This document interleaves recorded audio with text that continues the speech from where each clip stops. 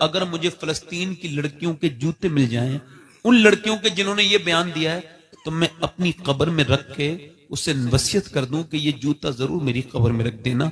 ये उस बहन का जूता है जिसने ये बयान दिया। वहां की लड़कियां बयान ये दे रही हैं कि हम रात को सोते हैं तो बुर्का ओढ़ के सोते हैं। कहा क्यों?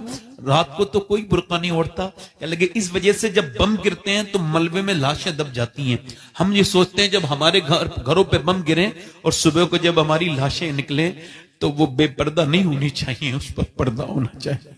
मैं ये बात अपनी बेटियों को बता देता, उन बेटियों को बता देता जिन्हें कॉलेजों में रह के अब पर्दे से नफरत हो गई, जिन्हें चार दीवारी से घुटन होती है।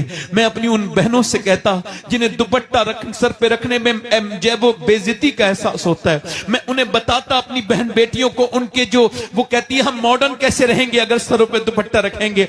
मैं कहता हूं मेरी बेटियों खुदा के वास्ते वापस आ जाओ।